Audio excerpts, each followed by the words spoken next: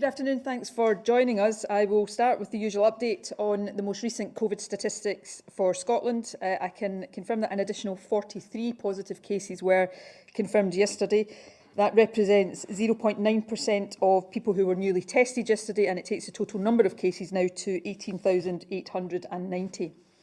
A full health board breakdown will be available later, but the provisional information I have is that 27 of the 43 cases are in the Grampian Health Board area. It's not yet clear how many are connected to the ongoing outbreak in Aberdeen, and I'll say a little bit more about the situation there shortly. A further 5 cases appear to be in the Greater Glasgow and Clyde area, which is a reduction in the numbers that we've seen there in recent days. A total of 262 patients are currently in hospital with confirmed COVID, which is 8 fewer than yesterday. And a total of 4 people are in intensive care with confirmed COVID, which is the same number as yesterday. I'm also pleased to say that in the past 24 hours, yet again, no deaths were registered of patients who had tested positive for COVID over the previous 28 days. And therefore, the number of deaths under that measurement remains 2,491. Obviously, the total number of deaths is still a sharp reminder of the dreadful impact of this virus, and my condolences once again go to everyone who has suffered loss. As always, I also want to thank everyone working hard across the country to help us through this pandemic. The main points I want to cover today are, of course, the outbreak in Aberdeen, but I also want to say something about further measures that we are going to take to try to reduce the risk of transmission. The Economy Secretary will then say a few words about business support, and the Chief Medical Officer will give an update on this year's seasonal flu vaccination programme. Flu vaccination is always important, but this winter in particular, as we face the risk of flu together with the risk of COVID, it is even more important. Before all of that, though, I want to draw your attention to an important announcement made last night. The Scottish Government has taken the decision to add 3 additional countries to the list of those that are subject to quarantine restrictions. Those countries are Belgium, Andorra and the Bahamas. Each of these countries has seen a significant rise in COVID cases over recent days. So from tomorrow, people travelling to Scotland from those countries must self-isolate for 14 days. This is another reminder of how quickly the international situation can change, and it's why I would once again remind everyone to think very carefully about booking non-essential foreign travel. Let me return now to the situation that we're dealing with in Aberdeen. I can confirm that as of now, a total of 101 cases have been confirmed as part of that cluster. That's an increase of 22 on the position we reported yesterday. And a total of 313 close contacts have now been identified and are being followed up, although of course we expect those numbers still to rise further. It was also confirmed yesterday that 2 players from Aberdeen Football Club are amongst those who have tested positive.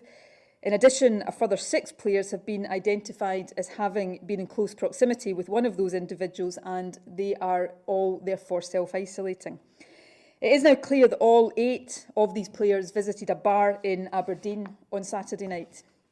In doing so, they blatantly broke the rules that had been agreed between the SFA, the SPFL and the Scottish Government, which, to put it mildly, is completely unacceptable. This morning, the Scottish Government convened a meeting with the SFA and the SPFL, and following those discussions, the football authorities have confirmed that the game between Aberdeen and St Johnstone, scheduled for tomorrow in Perth, will not now go ahead. I think that is the right decision. We are expecting members of the public to behave in a highly precautionary manner right now. And when a football club ends up with players infected with COVID, and let's remember, this is not through bad luck, but through clear breaches of the rules, we cannot take even a small risk that they then spread the infection to other parts of the country. The Scottish Government will also be contacting all club captains and managers to emphasise the importance of complying with the guidance. But let me take the opportunity to emphasise the importance of that directly now. Football has been given the go-ahead on the strict condition that clubs and players abide by the guidance that has been agreed. If they don't do that, they put at risk the return of the professional game. So I welcome Aberdeen's statement that they have reminded players of their obligations. That's important, Footballers, as we all know, are role models and they should behave accordingly. But it's also important to remind the club, and indeed all clubs, of the obligation they have to ensure that their players are behaving responsibly and in line with the guidance. Now, to say that this incident is deeply regrettable is an understatement, but it also underlines an extremely important point. Anytime one of us fails to abide by the rules, we put others at risk and we give this virus the chance to come roaring back again. That's something we can't afford to do. We've seen every day of this pandemic so far how easily COVID spreads, so we do need to do everything we can to stop it in its tracks. That's why we've taken such strong action in Aberdeen. The new restrictions are designed to minimise the risk of transmission as we get to the bottom of this incident and make sure it's under control. These measures are tough, but they are necessary, especially at a time when schools are about to return. So I want to take the opportunity to thank the people of Aberdeen for your understanding and for doing the right thing. It is hugely appreciated. The situation in Aberdeen is extremely challenging and our focus is on getting it under control. But at the same time, we want to learn the lessons of this outbreak and apply those elsewhere. We've seen similar outbreaks in countries around the world, and it's clear that a common factor in many of them is a link to hospitality. We've always known that settings like pubs and restaurants are particularly susceptible to the spread of the virus. That's why we held back the reopening of hospitality until a later phase, and it's why we staggered its reopening with outdoor venues opening first. We've also got clear guidance for the sector and how it can operate safely. That includes guidance on things like physical distancing, cleaning and hygiene, and the collection of customer details. Now, it's very clear that many businesses, I think the majority, have complied strictly with these kinds of measures, and I'm very grateful to them for that. But it's also clear that there are some businesses where that has not been the case. The government is determined to do everything we can to prevent further outbreaks, and we want to also ensure that our hospitality sector can continue to remain open. That's why today I'm announcing two further measures. The first is that we now intend to make it mandatory for a range of settings, including hospitality businesses, to collect customer details. That requirement is already in guidance, but it will now be placed on a statutory footing, and it will help to ensure that our test and protect system can function as effectively as possible.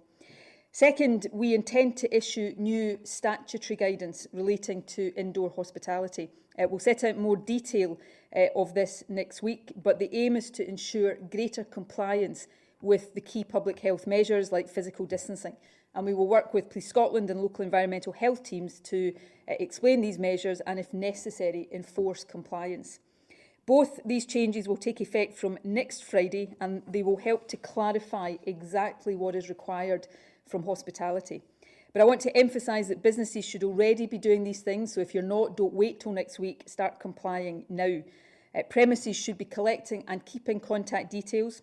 Wherever possible, people should be asked to pre-book tables in advance, and there should be no queuing. People should be seated only with table service. Customers should not be standing together to watch football, dancing or queuing at the bar. And there should be no queuing outside either. And in any circumstances where it is unavoidable for any reason, those in queues should be physically distanced. We're also asking that there is no background music or volume from televisions. It is really important in terms of minimising the risk of transmitting this virus that people are not having to shout over each other or lean in order to be heard. Our hospitality businesses obviously have a vital role to play in making premises safe.